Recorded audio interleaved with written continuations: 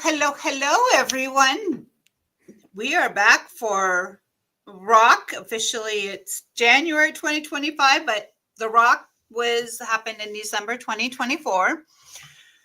So I'm Kathy. I'm not Betsy. Betsy got promoted and they needed someone to kind of take over. So I'm here. We had nominations, and of those nominations, 5 people were picked. We have Mel Vanderhyde, Murray Maloney, who's here, and we had Carrie Given and Jessica Gannon and Thomas Thompson. And we have a special guest, Jamie Arrington, who's here, who did a lot of work on Mel's lines, and he's in the Netherlands, so unable to join us. So he'll have to watch this on replay. I'm excited to be taking over. Had some issues myself December, but we're good now, hopefully. So, Murray, let me start with you. How did you enjoy being rocked before we get into the presentation? You know, it was pretty cool, and it was kind of surprising to me. When we started, I got a welcome email and asked if I had anything to say to everybody who might be working on it. And I said, well, you probably won't have much luck on my mother's side, because that goes way back and you're never going to find anything back there. And I was surprised by what somebody did to trick me. Mm-hmm. Yeah. Me? Yeah. Jessica, what about you? Because I don't think you heard of it either, did you? No, yeah.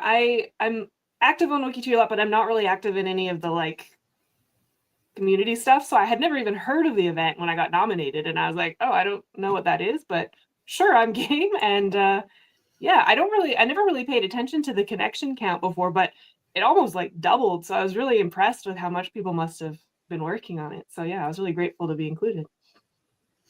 Yeah. And what is RAWK? Random Acts of WikiTree Kindness, which is where people get nominated, and then we draw 5 names, and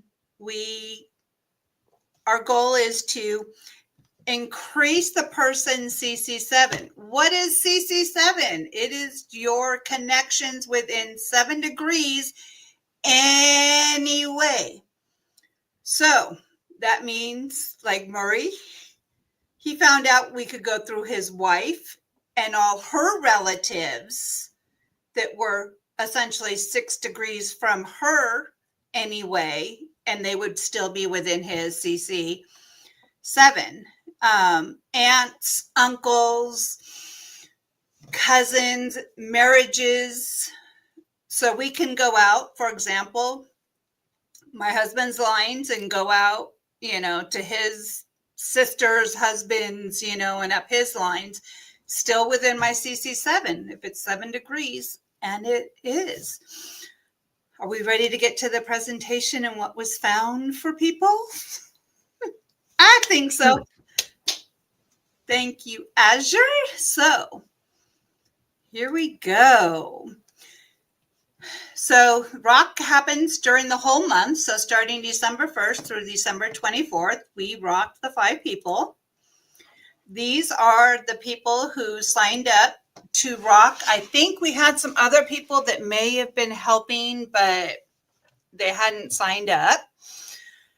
And these are the 5 people who were rocked. We had Mel and Murray and Carrie and Jessica and Thomas. Okay. So next we have the numbers. This is what I think is the cool part.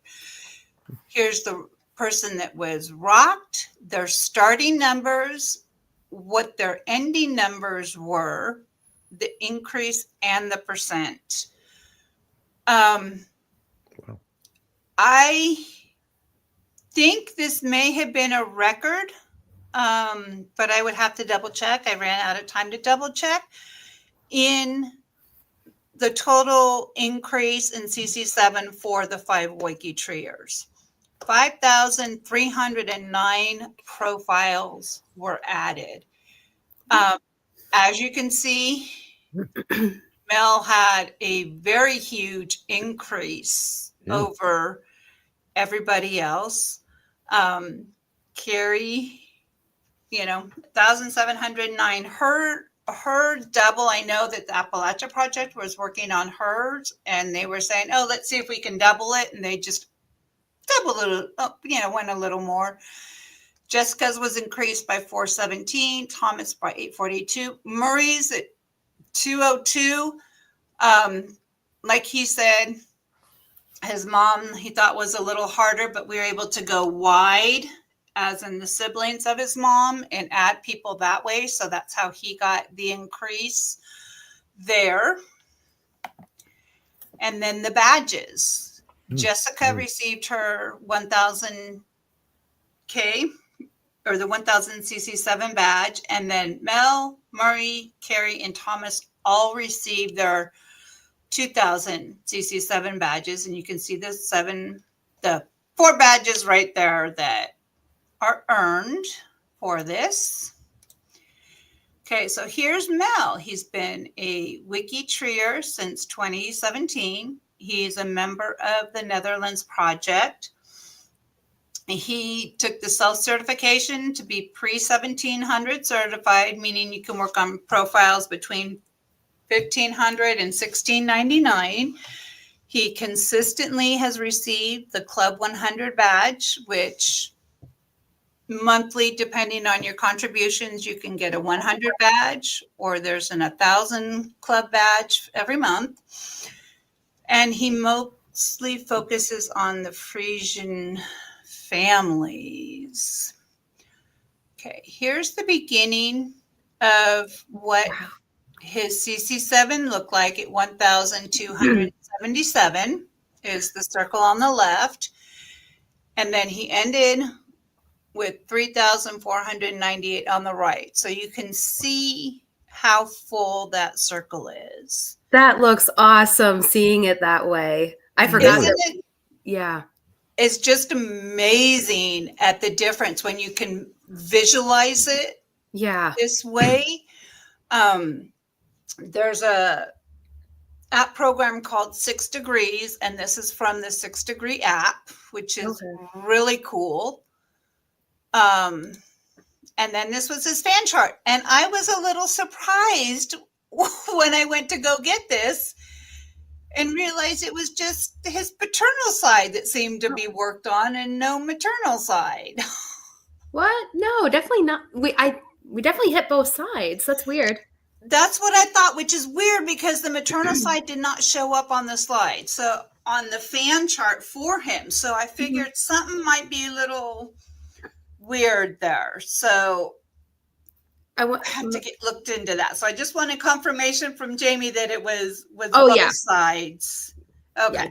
Yeah, all of them. Yeah. And then Jamie. Who is here? I asked the Rockies if there was something special they worked on or to stay away from something. Well, Mel asked for help on his Lindbergh line, and Jamie came through by adding 2 sets of 5th grade grandparents, Antonius, Lean, and Christine Kulin, and Petras, Roselle, and Maria Katharina de Graaf, and the set of 6 great grandparents. Renee Lennon and Anne Elizabeth Dirks, and the various spelling. Yes. And my understanding is the Netherlands records are very good, so it's very easy to go back generation quite easily. From 1812 onward is really, really easy. And then even before that, it spoiled me for every other country's records. You'll hear me talk about that constantly, but all I work on now are Dutch profiles because I'm yes, I just want to stay here. So I'm glad you were able to join us so you could talk a little bit about Mel's. Now, someone did find that Mel's second great grandfather, Franciscus Surdin, who was a Mason, was found deceased while sitting on his wheelbarrow, and he probably had a stroke. I saw that title, "Die While Sitting on a Wheelbarrow." I looked at the article, which was in Dutch, and I translated it, and I just found that to be fascinating, that it made it in the newspaper. Yeah. That he died while sitting in his wheelbarrow. I'm too scared to sit in wheelbarrows because I worry about tipping over. So, and the Mason part, I am interested in the Mason, and I know that there is somebody that knows all about Masonry that I was not able to connect with to see if we could find out maybe a little more about that. So that's something to look into. And then we had Mel's fifth great grandfather, Johann Heinrich Christian Werner, who was a tambour, or as we say, drummer in the army. In the Mester book, where he was entered in the regiment of Waldeck, it doesn't say a place of birth, unlike all the other entries on the page, but it says regiment's child. Kind of wondered what that meant. And it turns out, in an old military dictionary from 1861, the person found that a regiment child was a child that was admitted to the regiment at the age of 2, trained, and as soon as they were 15 years old, they either became a tambour or soldier. Each company had 2 of those children. I'm a parent. I can't imagine having a child that's 2 years old being in the military like that. Well, these are orphans, no doubt, right? Or probably orphans at forts. Yeah, orphans or families who are too poor to support all their kids or something. Better life if they've got that system in place, I guess. Yeah, I was kind of wondering about whether it was just orphans or not. And I was thinking that, if it was a child that's an orphan, I could understand that. Yeah. Oh, no, I was just saying, looking at the profile, he doesn't have parents listed, but I'd have to look more at it. Oh, okay. I can't see comments going by while I'm doing this presentation. So if are there any questions? I can't see if there are any questions. Okay. So next we have Murray. Murray's been a WikiTreeer since 2019. He's a member of the WikiTree apps, Acadians, Quebec, and Puritan Great Migration projects. He's participated in Oktoberfest, and I think he's a key player in writing the help pages for some of these apps. Thank you. Did I miss anything, Murray? No, that's what I do. That's all the stuff I do. Okay, I was going to say, I know that you started editing some of the help pages for some of the apps, and I thank you. Well, you're welcome. I work on Greg Clark's apps, some of them. Yes. And I work on Ian Call's group collaboration, which is the web browser extension. Right. Because I know sometimes developers, they're in that language mindset, and sometimes writing a help page for someone basically to understand can be a little tricky at times. And I know that they do the best that they can. Mm-hmm. So I appreciate all their work in the development of the apps that we have, and people like you who can go through and help with the help pages so that somebody who's not techie like me can understand it. Well, coming up at the end of the month, we're going to have a new event, I guess you call it, starting on January the 27th at 6 p.m. Eastern time and 3 p.m. California time. and it's going to be Rob Pavey and Greg Clark and Kay Knight with myself, and we're going to be talking about technical aspects of working with the extensions, the web browser extension, and Greg's tools, and Rob Pavey's Sourcer, and Kay Knight's tools, and we're just going to have an opportunity to talk about all that stuff and answer questions and give demonstrations about how to use different things. And so that'll be every month on the last Monday of the month. I'm so looking forward to that. I really am. I really, really am. Okay, so getting back to you, you started at 1,868. Sounds right. And you had a few holes in there. Yeah. You can see, and as you look at it now, you're at 2,070 as of when this was taken. You may be a little higher now. So those holes aren't present right now. Yeah. Yeah, I think there was one more added since then. Yes. And if anyone wants to know, he's got an Italian line in there that married in. So if you can help with that. And then your fan chart, which to me looks pretty good. Mm-hmm.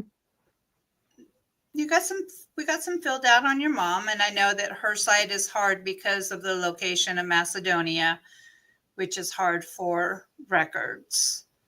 Well, you can see how many of the great grandparents are unknowns.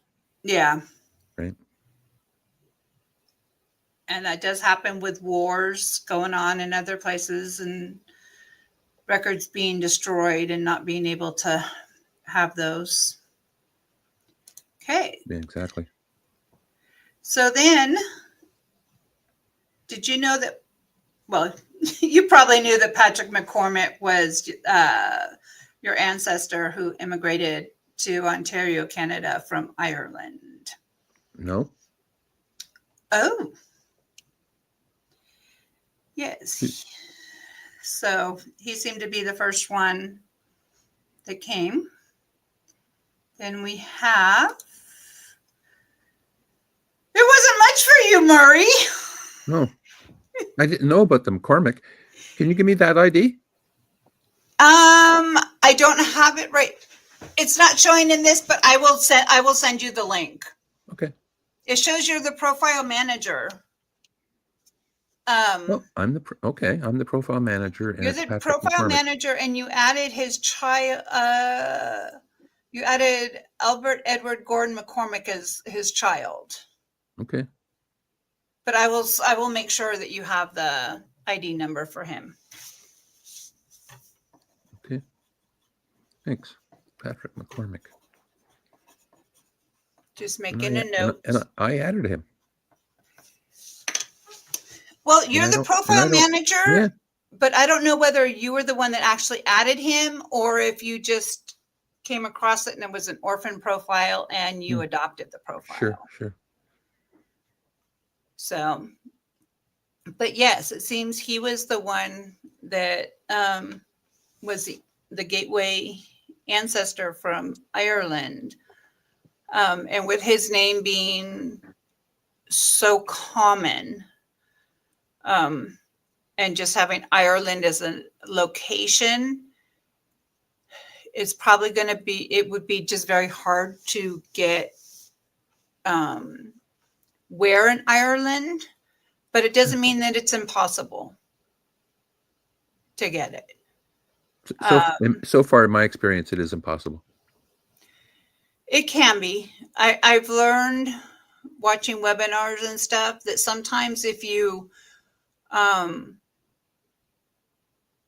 look at, if you can try, if there's siblings and you know about siblings, they can sometimes help. But with this, he's got kids, and a good place to possibly start would be to check the death certificates of the children to see if any of those maybe have a better location than just Ireland, if the kids may have known where in Ireland. So it's a possibility that it can be found. But we will do what we can to try and get that information. Okay, so then we move on to Carrie, who just joined WikiTree last year. I know she was, I believe, the later half of the year. She's a member of the Appalachia Project. She's a tourist. And then at Thon Time, she is with Appalachia Roots. And this was her starting CC7 at 1,616, ended up with 3,324.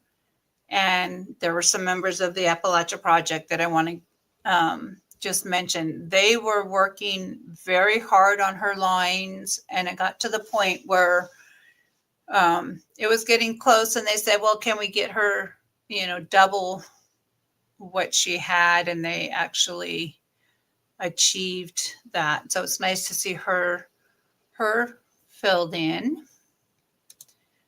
And then here's her fan chart. So all her people were found. And then Edward George Martins was born in 1871 in Latvia, the Russian Empire, and came to the U.S. about 1890. He was a chemist for the California Wine Association and at one time postmaster. According to his obituary on Find a Grave, he died at Yellowstone National Park while on vacation. When I saw that, that was interesting to me, because it's quite a difference to be a wine chemist and a postmaster. So there's probably a story there somewhere. It's just a matter of digging it up a little bit. And I would assume there would probably be some newspaper articles based on he died at Yellowstone National Park. Okay, murder mystery. I saw this and I'm like, let's see. So in 1930, Cecil Kelly, according to his Find a Grave page and his death certificate, was the victim of a homicide. He was shot in the head and died 2 days later at the age of 24. He was the oldest son of David Alvin and Ava Mae Kelly. So far, no other legal records can be found that shed any light on the case. Cecil is 6 degrees from Carrie. You'd figure with him being a victim that there would be newspaper articles. I have a tendency to see if there's a case of that there's numerous newspaper articles. So it's interesting that there weren't any that were found. So it'd be nice to someone follow up and see if something can be found about that.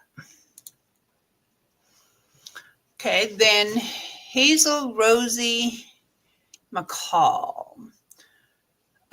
She was a U.S. Army nurse in World War II who achieved higher rank than both her brother George and her husband James. And there's a photo. These interesting finds were taken from what are called Padlets, where people put the information, and the 5 of you will be getting a link to the Padlets to see this. And on the Padlet, there is a photo for her. And I just find it impressive that she was an Army nurse and she outranked her brother and her husband. Go Hazel. And then Carrie has a connection to another Appalachia Project member. She has an in-law that is connected to Mark Lemon, who is another Appalachia Project member. So we do have connections to other members of WikiTree. So that was exciting for someone to come across that. And then Jessica, to you, a WikiTreeer since 2017, and you became interested in researching family history after a trip to Ireland in 2012, and you also consistently received the 100 Club badge. What part of Ireland did you go to? So it was part of a much larger trip. I was just kind of backpacking around Europe, and I'd lived in the UK a few years before and had never got over to Ireland. So I was like, I got to go to Ireland this time. And while I was there, my grandma messaged me and was just like, oh, did you know your great grandpa was born in this village in Ireland? So I immediately like Googled it and just like hitchhiked my way there to check it out. And it was the village he was born in about like 1869. And at the time, from like research I'd done later, the village had like 70 people then and then completely basically vanished. But then because of Air Force Base got built nearby or something later. So there's a village there now that's almost completely unrelated to what it would have been when he was there. But it was still just really cool to like stand in the same place. And like I stood next to the sign of the name of the village and stuff. And it was really cool. And then after that, I was just like, I want to know more about this. So, because I always thought that side of the family was from Scotland because he moved to Scotland as a teenager. Okay. But, yeah. Because there was no work in that tiny village. So they went to Right. a coal miner in Scotland. And then he moved to Nanaimo after he was married. My hometown, sorry. Oh, how interesting. That's fun. Yeah. So it was really cool to just like, she just randomly, I'm not super close with that side of my family. So she just randomly messaged me on Facebook and she was like, do you know about this? And I was like, I did not know. I'm going to go look. It was really fun. You didn't know, but you found out. Yeah. Hey, so you started at 693. Look at that. There's some holes when we started. And then we got you up to 1,110. So no more holes. Yeah. I was very impressed. And these the kind of non-color items, I believe, are your direct line. Yeah, that's I already had that pretty well filled out, but yeah, nice to get more of the like branches in. Yeah, because if you look at your fan chart for the great grandparents, there's only one that's. And they're not actually missing. That profile belongs to someone else, and I think it's private. Because I know all of my great grandparents, and they're all on WikiTree. But I think that one that's missing there is just a private profile. For some reason, it doesn't show, which is weird because it shows like your parents and grandparents are private. So yeah, I'm not sure why it doesn't show it, but it's definitely like when I look at it myself, it's definitely all filled in. So. Okay, that's good to know. See, these are things that can be asked about. Okay, Benjamin Franklin Neff. He was in Iowa, but married his wife Elfrida Marie Chassé in Saget County, Washington, where he registered for the World War I draft. Benjamin in Riverside, California, was farming and lost the third and fourth fingers on his right hand. Have you heard that?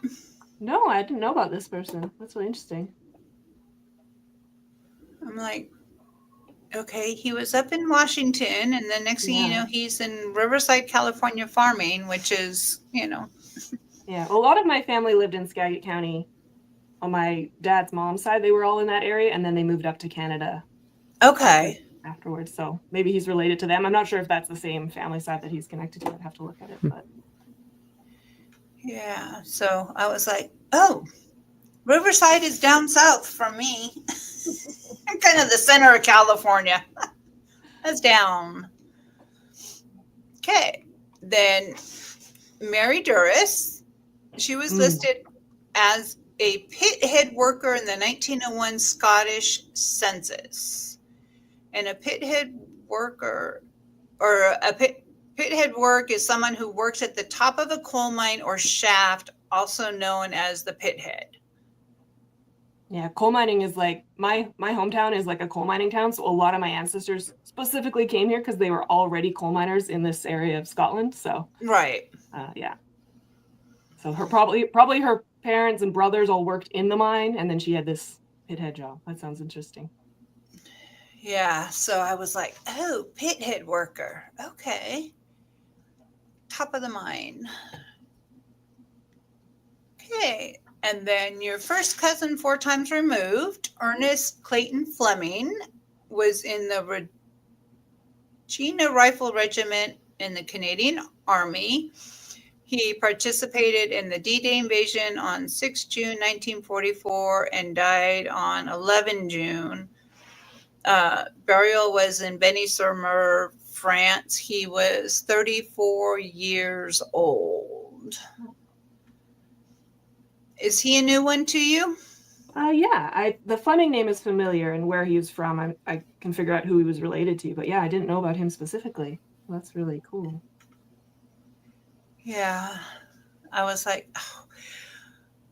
Some of these people, it just breaks my heart where they go, they enlist, they're enlisted, and then they go to battle and die fairly quickly. Yeah. Okay, then our last person, Thomas Thompson. He's been a WikiTreeer since 2014. His father lived to be 103 and a half years old. Yes. Your guest is here. Alice is here. Is Alice here? Yes, I'm here. Can you hear me? Yes, I can hear you. Yeah. Okay. So if I make any mistakes, Alice, please correct me. Okay. His paternal ancestors are from Denmark. And what I thought was amazing, I love books. I really love books.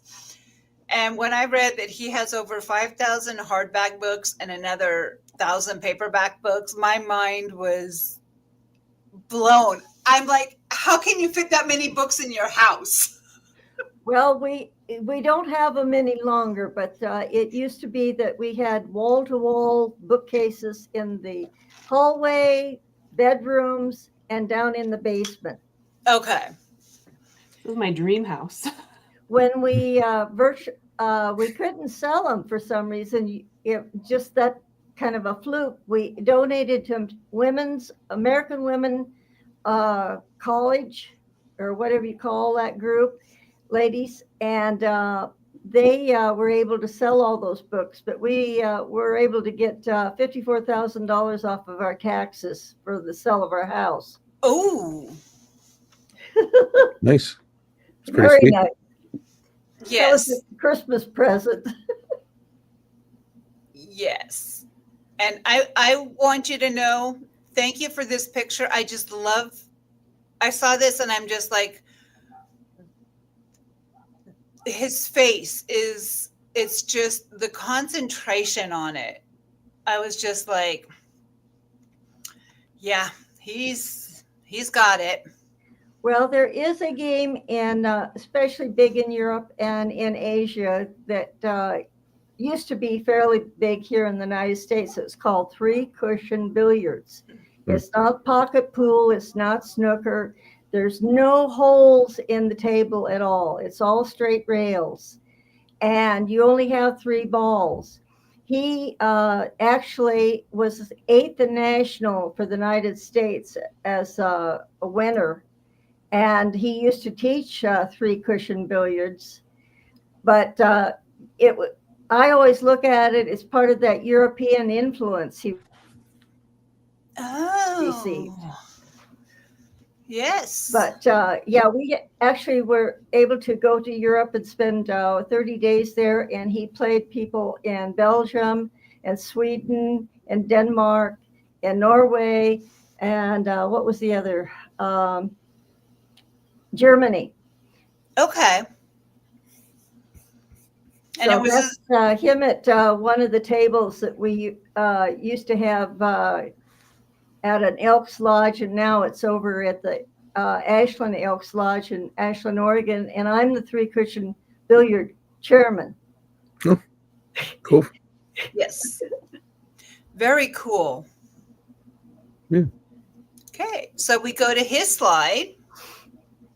Wow. And he started with 1,509 within a CC7, and he's got some holes out there. And then you go to the ending, which was 2,351. So those holes are filled in. Yeah. Yeah. And then he's got all his ancestors, at least to the great-great-grandparents, filled in. And then we go down to Thomas Jensen Thomas, who was his grandfather, was born in Denmark and came to the United States by ship. He served in the U.S. Army in World War I. His rank at retirement was lieutenant colonel. He served at the Mexican border from 19 July 1916 until 14 February 1917, and he began the first American Legion post in Wahpeton, North Dakota. There's a story there. Yeah. And I noticed that he died in Tucson, Arizona. Right.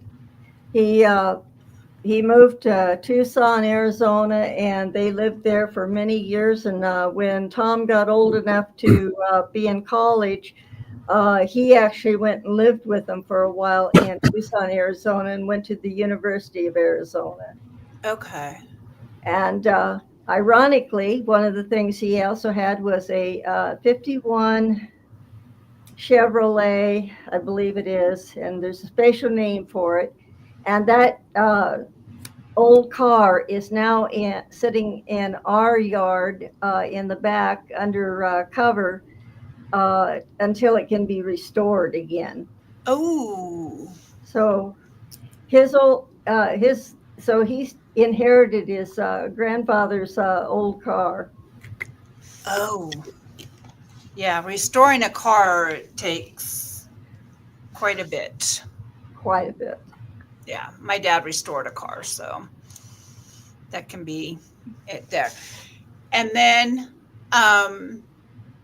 Frederick Chamberlain Billard, just the name. Billard, and then his military picture. I'm like, okay. So he's a granduncle of a private spouse. So Rear Admiral Frederick C. Billard was a commandant of the U.S. Coast Guard from 1924 to 1932, during which time he oversaw the operation of the Rum Patrol and the U.S. Coast Guard's first intelligent unit, both in relation to prohibition.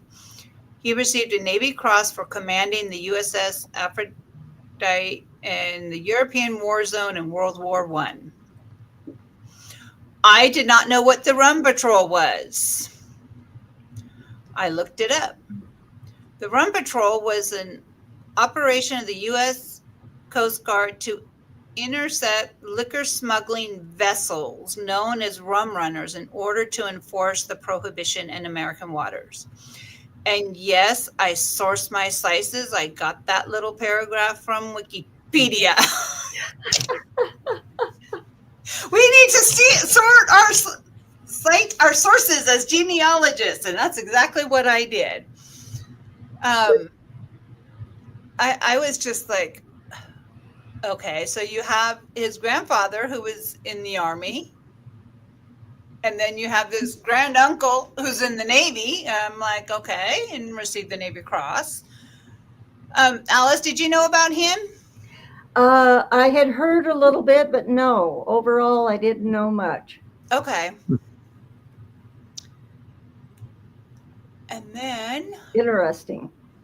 we have Uncle Willard Russell Finley, who was a doctor of osteopathic medicine and on staff at the Blake Institute. He died at the age of 32 from a sudden heart attack.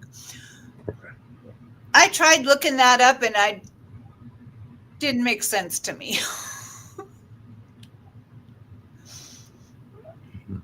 How did it not make sense? The type of doctor he was. Oh, we call them DOs now here Okay. in the States, doctors of osteopathy. Okay. They're like the medical doctor, except it's a different group, and they also do a lot more into bones, and looking at the bones and how the body is structured Okay. as to their medical. So in a way, a bone specialist? Yes. Okay. Yeah, I wasn't quite clear on that, so. Okay. And then I put this together kind of at the last minute. What degree are the Rockies to each other? And I included myself on here just to see. But Murray is 27 degrees from Mel, 21 from Carrie, 20 from Jessica, 21 from Thomas. Mm-hmm. And then Carrie is 25 from Mel, 21 from Murray, 23 from Jessica, and 17 from Thomas. And then Jessica, you're 28 from Mel, 20 from Murray, again, 21 from Carrie, 16 from Thomas. And then Thomas is 26 from Mel, 21 from Murray, 17 from Carrie, 16 from Jessica. And then I was just curious as in to myself, and I did not think I was going to be, connected to Mel in any way. Nope, I'm 29 degrees from him. This is just goes to show you how global the tree is, and that by being connected, you can be surprised at, who you're related to. I didn't think I would be connected to somebody from the Netherlands, and guess what? I am. And then 20 from Marie and Carrie, 22 from Jessica, and 17 from Thomas. And then we get to the end. RAWK is back for 2025. So the next RAWK event will take place in March. So that means nominations will be coming up most likely next month, the beginning of February. So if you'd like to nominate someone, look out for that G2G post and go ahead and nominate them. They could be chosen. Like you see, we have Mel from the Netherlands that was chosen, and I was so excited because it seems like a lot of people previously may have been kind of more US and then back. I want more global people to be nominated. So please, please, please, let's work on people from other countries. I think that would be awesome. Okay.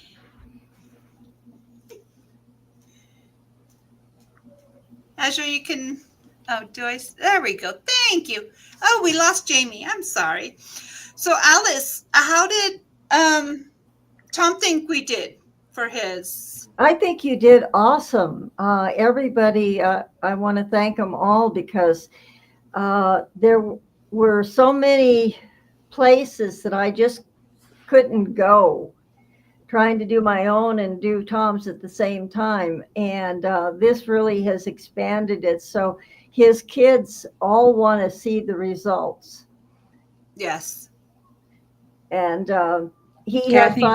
Tom had 5 children, and he has 10 grandchildren. Oh, okay. So we're got about half of the grandchildren interested in genealogy now too. So that's good. Yes. Kathy, just so you know that there are questions. Okay. So just let me know when you're ready for them. I'll put them up on the screen. Yeah, go ahead. I'm ready. Okay. Would it have any info in the marriage record in Canada? This was for Murray's ancestor, I think. Oh, I haven't had a chance to look at that yet. Look at that profile yet. I mean, Yeah. obviously I did at some point, but Okay. Just a yeah, question that was brought up. So something to think about maybe. yeah. And Amanda asked this sometime Um, during the. Oh, the run patrol. Great. Yeah, Yeah. I think that was earlier looking at the chat. Oh, was it earlier? It was right after you were talking about the gentleman that was, I think, murdered, because Sandy replied that they looked for an article for him and they weren't able to find anything. Yeah. Like I said, it's when you have something like that, you figured there'd be newspaper coverage. And I know that there are people that are really good at looking for newspapers, and sometimes there just aren't anything. And when you have something like that that doesn't have coverage, you're just kind of like, okay. Was there more than that, Azure? Or That was it. But I did want to point out, because you were talking about connections to the guests, yes, the RAWK guests, to remind everybody that there is a category for the guests. And so everybody can check their connection to them. And yes. so I didn't know if you wanted to mention that, but there are actually several international guests from previous ones on there. Yes. So, just so you know. And I'm putting the link to the category into the chat for you. Oh, there we go. Yeah.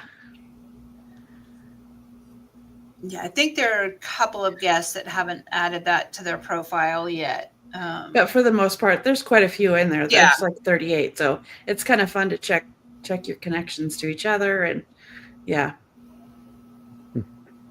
Yeah. Because I was rocked, and people worked on my biological lines and they worked on my adopted lines. So if you are adopted, it's not going to stop us from, if you're chosen, if you want to pick which family, or if you're happy with both of them, we can do that. So please don't have that stop you. Is there anything else?